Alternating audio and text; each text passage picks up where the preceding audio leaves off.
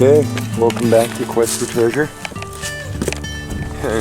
We are out on the side of a road today where there is access to a public creek, so you'll hear some background noise and you will see some garbage and stuff.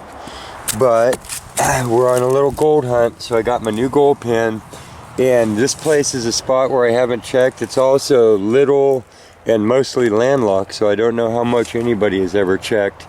And we have stratified river stuff going all the way up. It's in these layers of sandstone. There's plenty of quartz, and we've got a little water. This is what I was saying in another episode about California.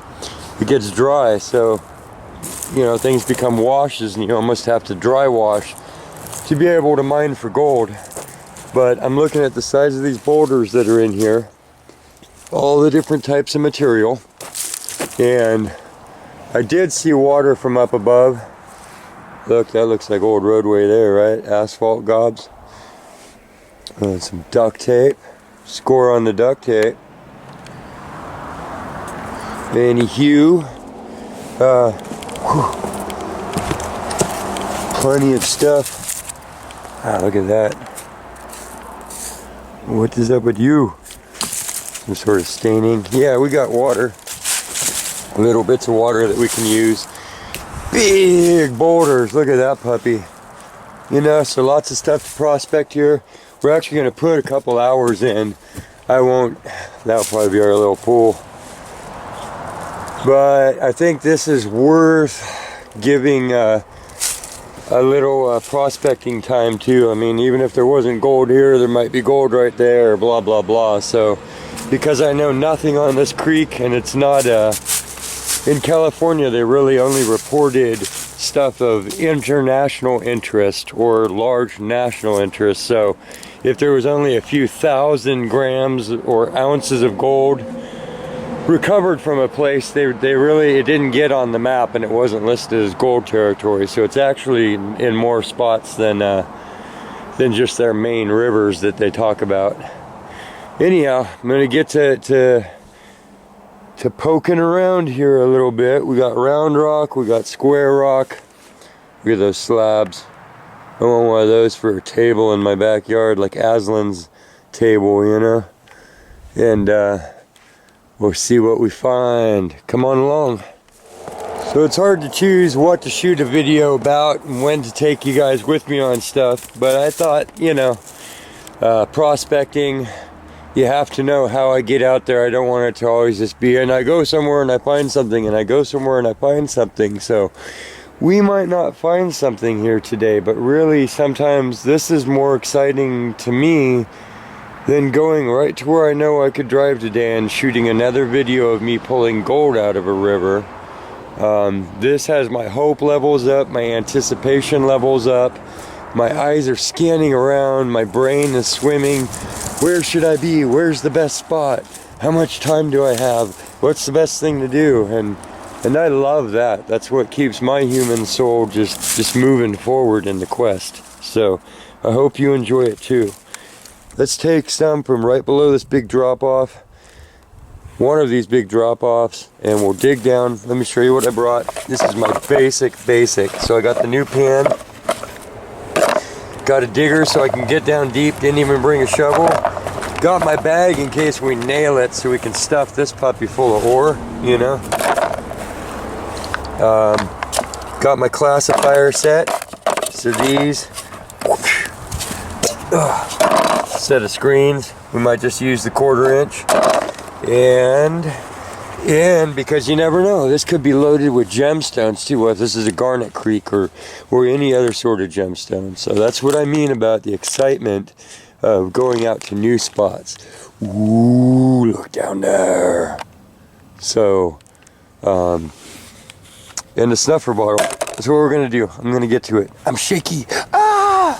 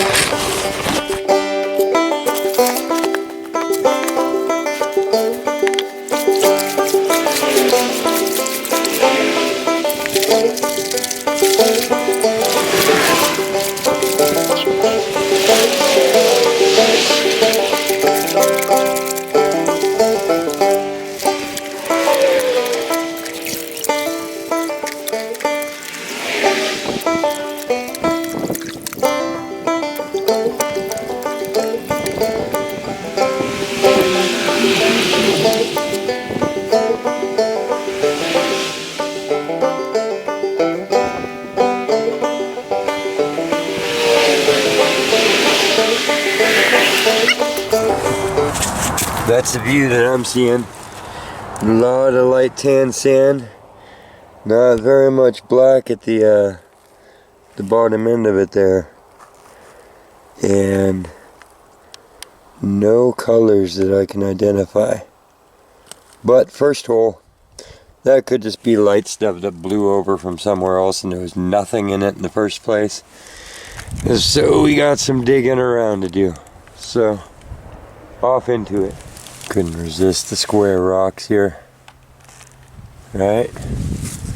Got a fairy gate going on. Whew. Fill my pan with gold, fairy people.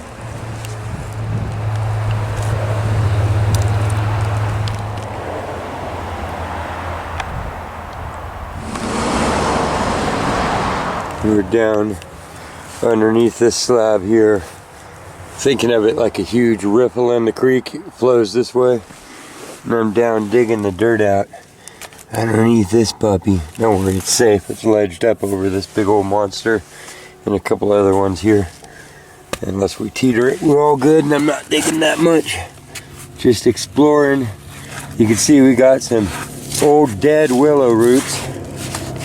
And I'm trying to get back as far as I can into the back of the ripple crack. We got mud, which is a good sign. When you see mud where you think there's heavies, it's usually a sign that the low pressure zone has been there for long enough to accumulate some soil, which you know how hard that is. If you're a gardener, you know how long it takes to get some soil to stick in a spot. So that means that stuff in there is probably stuck in a spot for a while. That's what I've learned about dirt in a riverbed. It has to have some permanence, some distance of time existing, collecting heavies in the first place to even get dirty. So the rest of this can be some pretty clean washed gravel, you know. Let's see what we got. Okay, camera, don't fall.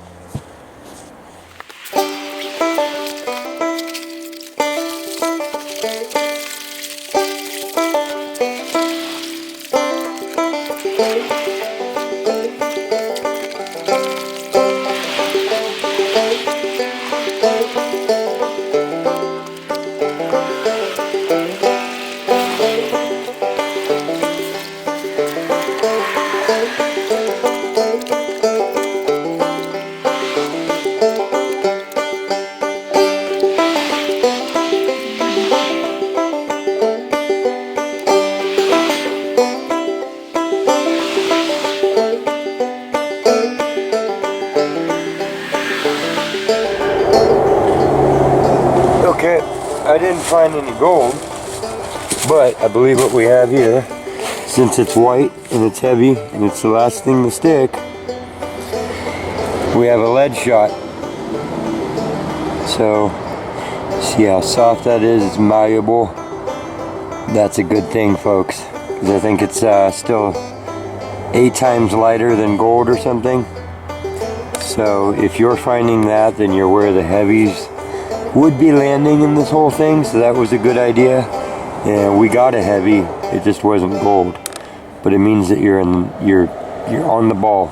So good pan, okay spot, no color. And if there was, there would be around here. So we're gonna keep looking a little bit near there because we're getting closer. And we'll go ahead and take that home. It's down how it's just breaking out of here in squares. I'm like a wannabe mason, so I dream of buying a property or being on a property that has that type of thing going on. These big limestone chunks. Look at that. These are just huge slabs. Then you can just build yourself a castle, right? Oh, wow. Square. Cool. Okay, hiked a good ways up the creek. Found what kind of represents bedrock. It could just be large boulder tops, but we're hitting bottom there for sure. So let's go ahead and dig a pan of that. We got a pool of water right here, and we'll just slam it out and see what's in it. This is kind of the hard work of the business, you know?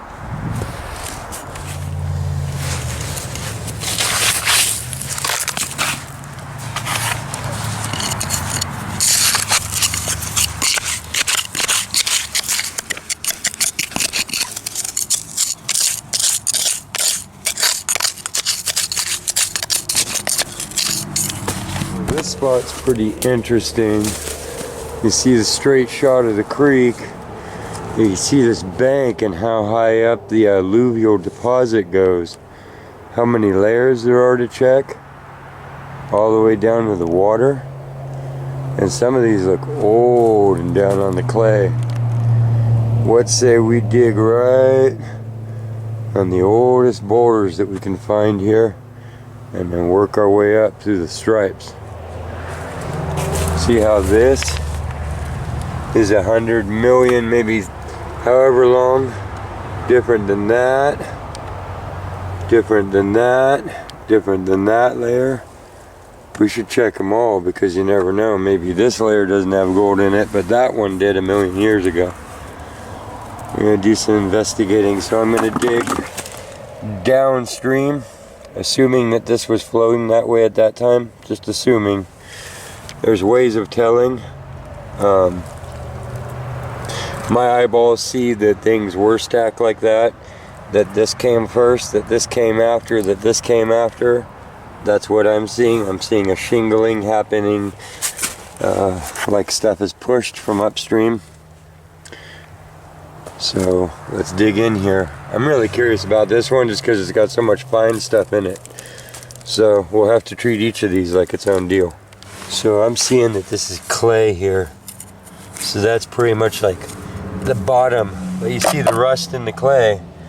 That's a good sign. This is even almost a bluish looking clay. So we don't really want too much of that. Can't process that well. But we can look for these spots where the old gravel bed sat right on top of that puppy. We can check it out. Right? Right. There's some right there. It's a good mix.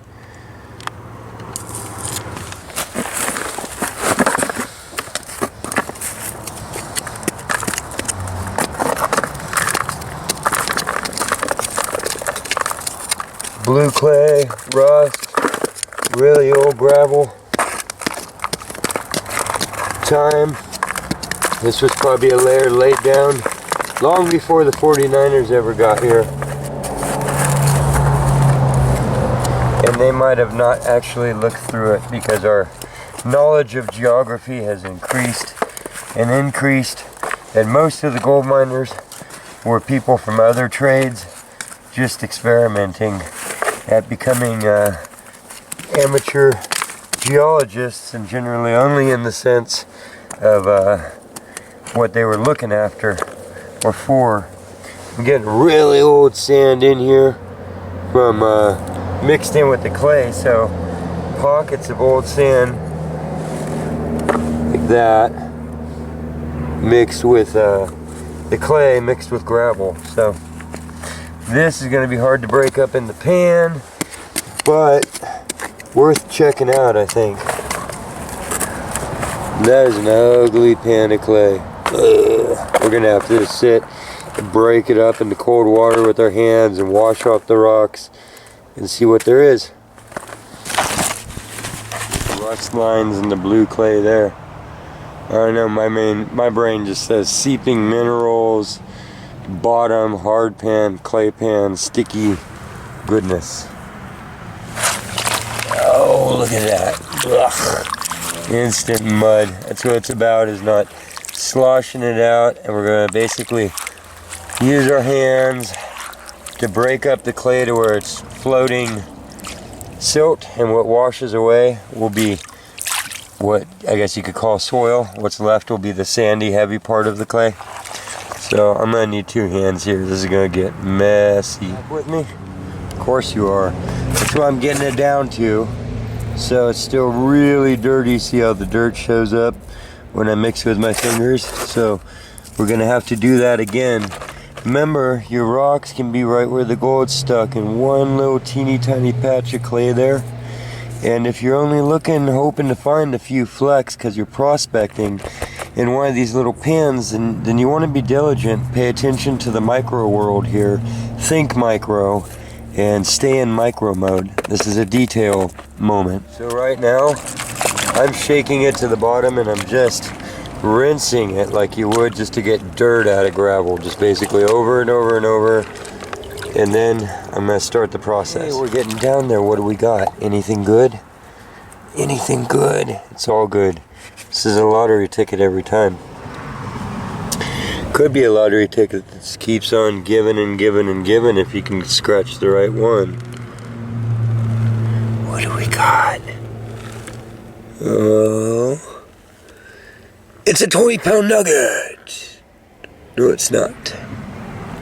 I'm seeing micro color, and I doubt if I'm going to be able to get this to show up. But it's here. Should make sense because I'm digging this out of like clay and sand, so it's going to be really small. But I got a mat just for that in the sluice. There's one there, but God, trying to get that on film. It's going to be impossible, I think, in this light. So we're looking at, maybe 5 visible of the smallest colors that you could imagine, like crystal, hard, square looking flower, meaning tiny specks of kind of squarish gold instead of flat and yellowy. But I say we set the sluice up here another month or so and we dig into this and move some dirt. So we'll be back.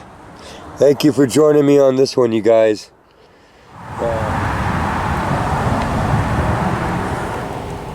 Details.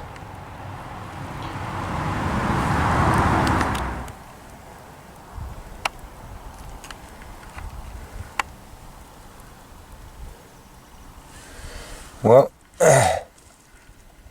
yeah, hope that's not too gory. Gonna leave a little bit of myself here.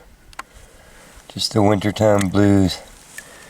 Everything's falling apart a little bit, you know?